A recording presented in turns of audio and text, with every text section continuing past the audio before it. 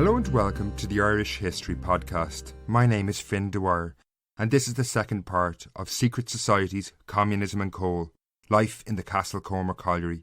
In the first installation of this series, we looked at the tough life of the miners in the coalfield in the early 19th century and their bitter struggles against the mine owners, the Wandesford family, in the early 1830s. This episode takes us through to the 1840s and without doubt, the darkest chapter in modern Irish history, the Great Famine. This epoch-changing event transformed life not only in the colliery but across Ireland forever, so the entire episode focuses on the years of the Great Famine, 1845 to 1852. The story of Castlecomer during these years is somewhat different to the experience of other parts of Ireland and is very much related to the way people lived in the coalfields. So first, we'll begin with a visit to the area on the eve of the Great Famine, which began in 1845.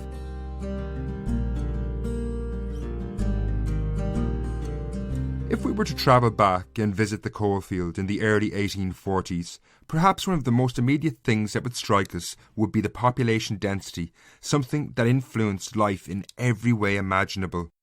On the eve of the Great Famine, even in rural parts of the colliery districts outside the town itself, nearly all available land was taken up with houses and cabins of colliers. These were small, with 1 or 2 rooms, often built on less than an acre of land. By 1841, the coalfield was the most densely populated rural region in the entire province of Leinster. This was not a recent phenomenon, but had roots decades earlier. You see, since 1815, Ireland had been in the grip of an ever-deepening economic recession. While the root causes are complex and beyond the scope of this show, one important contributing factor was the policy of the British government towards Ireland. Since the Act of Union, which came into force in early 1801, all decisions relating to Ireland were taken in the Parliament of Westminster in England. Unsurprisingly, the government pursued a policy that saw Ireland's industry run down so it would not compete with British industry. Instead, Ireland was reduced to the status of a food producer and a source of cheap labour for the emerging industrial cities in England. This led to a severe recession in Ireland, and naturally people flocked to Castlecomer hoping to find work in the collieries. The statistics of the community that had emerged by 1841, when a census was taken, was mind-boggling. On average, across the Castlecomer region, there were some 250 people living per square mile. To give some perspective, the national average today is around 180. However, these people were not spread evenly across the area. In some rural parts that were close to the coal pits, the population reached 850 people per square mile. One report claimed that Castlecomer contained a population greater than any city or town in Ireland, Dublin and Cork excepted. To make matters worse, little thought or planning had gone into how or where these people lived. Many of those who arrived into the region found themselves living in little more than temporary encampments of poorly built cabins in already cramped coal mining areas. The difficulties this created only increased in the 1830s as the recession increased. As the wider economic depression deepened, the coal mines struggled and pits frequently closed. Increasingly, miners found themselves out of work and often left the coalfield looking for work elsewhere, leaving destitute families behind in an increasingly heavily populated, impoverished region. With work scarce, many scarcely had enough land to grow potatoes, the only crop that was nutritious and bountiful enough to survive on. That said, it's important to note the issue wasn't overpopulation, but rather how society was structured and how the population was centred on specific areas. By the late 1830s, it was increasingly predicted that not just Castlecomer, but indeed much of Ireland, was increasingly unstable. Wealth was concentrated in fewer and fewer hands, while the poor were being pushed to the margins of life, being forced to survive on tiny plots of land where they grew potatoes. If anything went wrong, the outcome could be disastrous. In 1845, this happened when the one thing keeping this entire economy afloat, the potato crop, the food source for millions, failed. Starvation loomed over society. In Castlecomer, one man now held the lives of thousands in his hands. This person was possibly one of the worst placed people to take on what were the life and death decisions for thousands, given his own life experience. This was the owner of the coalfields, the somewhat illustriously named Charles Howard Butler Clark Southwell Wandesford. Between 1845 and 1852, the lives of thousands of people were affected by the decisions he took. So before we continue, it's worth taking a look at this man and who he was.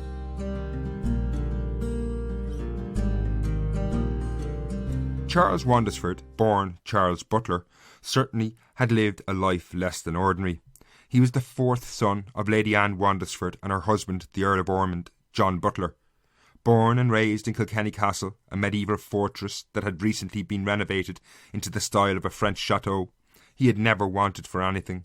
At the age of 22, he had been appointed the Sheriff and then Mayor of Kilkenny, and by his 40th birthday he was a Member of Parliament. However, as a fourth son, he could never aspire to succeed his father as Earl. This privilege fell to his older brother James. Nevertheless, in 1830, on the death of his mother Anne, he was granted her ancestral lands of Kirklington in Yorkshire, and most importantly, the lordship of Castlecomer, where she had been born. However, no sooner had he received these lands than his own brother, the Earl of Ormond, James Butler, began court proceedings against him to challenge his right to Castlecomer. Eventually Charles endured and won when the Earl died in 1838. Perhaps it was this dispute that prompted him to distinguish himself from his relatives, and he used his mother's name, Wandesford, rather than his father's family name, Butler. As undisputed master of Castlecomer, its coalfields, and some 20,000 acres of land, not to mention the tens of thousands of people who lived there, Charles and his family took up residence in Castlecomer House. While it might have lacked the prestige of the 600-year-old Kilkenny Castle where he had grown up, the splendour of Castlecomer House was unimaginable to most of the people who inhabited the lands surrounding it. Castlecomer House was a stately home built in 1802 after Charles's mother's ancestral home had been burned in the 1798 rebellion. While local folklore in Castlecomer claims the structure had 365 windows, tax returns reveal there were slightly less, and nevertheless impressive, 95, not to mention the 26 fireplaces. Surrounding the house was what the local community called the domain. This was 346 acres of land that were carefully landscaped into gardens, forests, and 2 lakes for hunting and shooting. The vastness of this house and the lands required an army of servants, from stable boys to cooks, all the way to footmen and maids. However, these people, in service to the Wandesfords, even though living at close quarters, inhabited a completely different world in every way imaginable. They entered Castlecomer House through their own gate to the side of the building. Charles and his family used the main entrance with its elaborate wrought iron gates. On the awkward occasion where these two worlds collided, such as an unplanned meeting between one of the Wandesfords and a servant on a stairs or corridor, a strict protocol existed. The servant practised what was called giving way, to turn to the wall and cast their eyes to the floor. In 1845, when the potato crop failed, the fates of thousands were in the hands of this one man, Charles Wandesford, who scarcely understood what it was like to work long shifts in the mines, toil on farms, or live on a diet solely of potatoes. What he did was controversial, but deciding whether it was good or bad is not straightforward, as we shall see. But first, I want to take a quick break. While Charles Wandesford did live worlds away from the reality of those who struggled to survive in his coalfields, he, unlike his ancestors, did take a proactive approach to how the mines and his lands were run. We saw in the last episode how in the 1830s he had attempted to change the way the mines operated. These attempted changes, however, had failed after vociferous protests and an assassination of a mine manager. While this was an attempt to change the way people in Castlecomer worked, he had simultaneously been trying to change the way they lived. Charles Wandesford did recognise that too many people were living in the coal districts on plots of land that were simply too small to survive on, particularly as the mines became an increasingly unreliable source of income in the 1830s. However, rather than try relocate people to other areas of his estate or redistribute land, Wandesford began a somewhat more controversial policy where he paid for one-way tickets for poor tenants who wanted to emigrate. In 1840, this saw 144 people leave Castlecomer, 362 people left the following year, and by 1844, 1,360 people had left the area. While this was designed to alleviate the increasing impoverishment of the Castlecomer region, something that did threaten Wandesford's overall income, it all proved too little, too late. In 1845, the long-predicted implosion of the Irish economy happened, called the Great Famine today. But before we look at the specifics of Castlecomer and the reactions of the colliery community and Charles Wandesford, I will summarise the major events of this famine briefly. The Great Famine was triggered by a collapse in the potato crop, which millions across the island depended on for their survival. In 1845, the first signs of blight, a fungus which destroyed the crop, appeared in autumn that year. The famine conditions did not come into full effect until the following year of 1846, when the blight had spread across the country and devastated the entire potato crop. Potatoes increased in value, and those dependent on them could not afford other foodstuffs. Millions were soon unable to feed themselves, and also unable to pay rents. In the following 6 or so years, everything that could go wrong went wrong. By 1847, as potatoes had quadrupled in price, the British government, who ruled Ireland directly since 1801, more or less washed their hands of the situation, leaving a desperate people to their fate. Starvation was not the biggest killer, but instead it was disease. Indeed, everything from typhoid to dysentery and even scurvy killed people in droves, as they struggled to get enough vitamins. The economy also imploded. The poor, struggling to survive, obviously could no longer pay rent, and estates went bankrupt.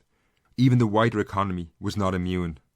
That said, it should be noted that in one of the most notorious aspects of the famine, large amounts of food continued to be exported to markets where a better price could be found.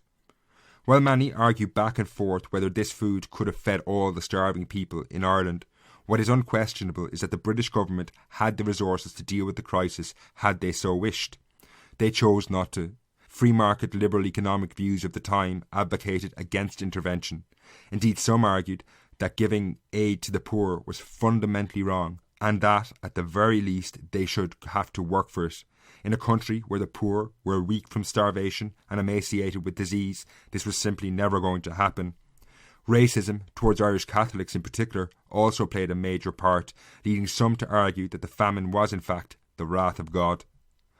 In this climate, compassion for the starving poor evaporated. As the government refused to act, this left landlords in a fight with their tenants. While many landlords faced ruin, the cost for many tenants was death. Supported by the army and police, landlords evicted 200,000 families between 1849 and 1851. Hundreds of thousands died, and even more emigrated. Indeed, by 1851, the population of Ireland had dropped by 2 million from a previous census carried out in 1841. While this presents a national picture, the impact of the famine varied massively from place to place. The worst-hit regions lay in the west of Ireland, but the Castlecomer colliery was severely impacted in a way that was very different from the wider County Kilkenny region. First and foremost, the famine devastated the coal mining industry in Castlecomer. While some coal had traditionally been exported, the majority of coal mined in Castlecomer was sold to local farmers within a few dozen miles of the pits. Once the Great Famine took hold, however, most farmers saw their livelihoods collapse and they could no longer afford coal. Soon pits were closing. Already impoverished from the malaise of the 1830s, the region was now pushed over the precipice into an abyss. Indeed, an account from the Reverend John Aylward, the parish priest of Clough, just outside Castlecomer, from 1847, is harrowing. In a letter to the newspaper, the Freeman's Journal, he relayed a picture of life in Clough where he said there was nothing to hear but the cries of widows and orphans. He went on to say that between June the 21st, 1846 and June the 3rd, 1847, 160 people had died in Clough. This was compared to an average of 12 in the years 1844 and 1845. Aylward finished with a dark account of life in Clough in that year. I have been this day attending a young lad who is in fever. He is one of 4 orphans. He is stretched out in a miserable hut, the resting place of those orphans. No fire, no food, no covering on the sick person, but lying on something like straw, now changing into dung from the dampness on the floor. I asked him would he wish to be sent to the sick house, and his answer was that the doctor had sent word that there was no room in it for him. Scenes like this, recounted by Aylward, were happening not only across the coalfield, but across Ireland. In 1847, one master collier wrote to Charles Wandesford begging him to open a new mine, as his crew of colliers and their families were starving. While the suffering was ongoing, Charles Wandesford was not idle though. However, some of his measures, as we shall see next, were controversial. In the 1840s, the Wandesford's estate, including the coal mines, was, like many others in Ireland, a bit of a mess. Charles Wandesford's mother, Anne, had neglected it to some extent. She had allowed the development of a middleman system to rent land, similar to the way the mines had operated. This effectively saw a class of middlemen or profiteers skim off money which served to push the rent up. So, for example, at Cloneen, outside Castlecomer, Charles Wandesford's mother had sublet 469 acres of land to the Den family. However, the Dens had no interest in farming and only used the land for profit. So they in turn just rented it to another 67 people, who in turn then rented it to a further 129 subtenants. Most of these subtenants ended up living in cabins on what was a perch of land. Now that's not much bigger than a basketball court. This system of land ownership was disastrous, and during the famine, Charles Wandesford began reneging on the agreements that his mother had made with these middlemen. While it was claimed that Wandesford purely did this for the benefit of his poor tenants, this doesn't really add up. He had been trying to do this for decades, and the famine merely gave him a pretext. The middleman system was highly unprofitable for his family as well. Much more controversial, and a policy that had a much bigger impact on the colliers, was that of assisted emigration. As we saw earlier, since about 1840, Wandesford had started a scheme where he paid for tenants, particularly those who were impoverished, to emigrate. This saw him purchase one-way tickets to the USA or Canada. Assisted emigration heavily focused on the districts with high populations, particularly the mining district of Moaning Row, which lay just to the northeast of Castlecomer. Indeed, in 1847, known as Black 47 in Irish history, 83 families left that area through assisted emigration. Over the course of the famine, the population of Moaning Row dropped from 2,022 people to 947. It's impossible to imagine how this would have changed and disrupted life. Imagine, in the space of 5 years, more than 1 in 2 of your neighbours, many of whom are close family, had died or emigrated. This policy of Wandesford's is and was deeply controversial, as it tore communities that had existed for centuries apart. However, through this assisted emigration, Wandesford undoubtedly did save lives. Had he simply evicted tenants, they would have been much more likely to die. Neither was it a policy that was cheap for him. He did spend around £10,000 during the famine to buy tickets to America. However, before you make up your mind about his motives and whether it was a good or a bad policy, there are other factors worth bearing in mind. While Wandesford did pay £10,000, he was benefiting in the long run. Before he agreed to pay for a ticket, he did have one condition. The tenant in question had to give up their lease and all rights they had to land in Castlecomer, and once they left, their houses were pulled down. This was to ensure they could never return. In this process, Wandesford was able to clear land and restructure his estates into much more profitable holdings for his family. It should also be noted that he did issue eviction notices as well. In 1851, several dozen people, including the Reverend John Aylward, the parish priest of Clock mentioned earlier, were evicted. For me though, I suspect he had other, deeper motives in his emigration policy, which was linked to his experiences of the coal mines in the 1830s. In the last episode, we saw how he had tried to restructure the entire Castlecomer colliery, and this had resulted in a violent upheaval and resistance from the mining community. Indeed, one of his managers, Mr. Potts, was assassinated. You can hear the entire story of that struggle in part 1 of the series.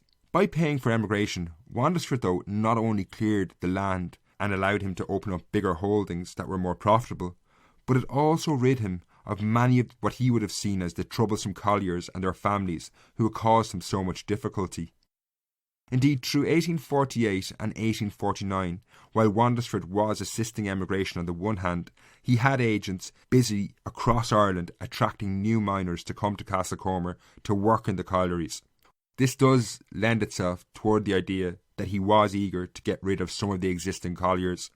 We will never know how conscious this policy was, but intended or not, it definitely resulted in restructuring of the mining districts and seems to have given Wandesford an upper hand over his once militant miners. Indeed, during the famine, the conditions in the mines appear to have been deplorable.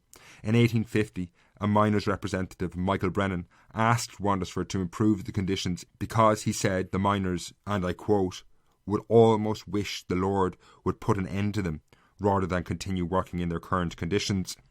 However, even when they pleaded with Wandesford, there is little evidence they showed the militancy that had characterised life in the colliery in the 1830s. This is not surprising though. Their resistance and militancy that had troubled Wandesford so much had been based in a very close-knit society in the mining districts where secret societies based around families had flourished. The massive emigration and death of the famine unquestionably undermined this. What exactly Charles Wandesford's motives were is very difficult to ascertain, and ultimately you need to decide that yourself based on what I've presented here, his life previous to the famine, his actions during it, and the effect of those actions.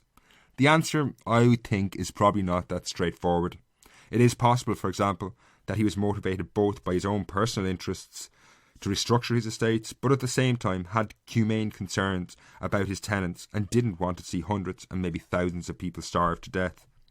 Whatever his motives were, by the end of the Great Famine, starvation, disease and emigration had decimated Castlecomer. While the population of some of the mining districts fell by 50%, the overall region saw its population decline from 30,000 to 20,000 people. This had a lasting impact. In the following 20 years after 1851, there was little record of any upheaval or the miners organising for better conditions in the mines. This is hardly surprising, given their secret societies and community organisations had been swept away in the torrent of death and emigration during the famine. It was unquestionable that the famine had changed life in Castlecomer forever. Before I go, there is an interesting postscript to this story. While the Great Famine saw many of the militant miners leave Castlecomer, they did carry their traditions with them to the places where they emigrated. Many settled in a place called Coal Castle in Pennsylvania in the northern United States of America. Soon, they, along with other Irish emigrants, were organising resistance to the unjust practices of mine bosses there and forming the secret societies that had been common in Castlecomer in the 1830s. These reached a crescendo when the so-called Molly Maguire Secret Society killed several mine bosses. Eventually, the notorious Pinkerton Detective Agency were brought in to destroy these groups, and 20 people were executed in 1878 and 1879. Among those executed was Martin Bergen, almost certainly a descendant of Castlecomer emigrants. While Bergen mounted the gallows 4,000 miles away, back in Castlecomer, the mining community were emerging from the trauma of the famine, and they were beginning to organise themselves again. In the next episode, we will see the story of the land war in Castlecomer and the emergence of the trade union movement in the collieries. Until then, slán.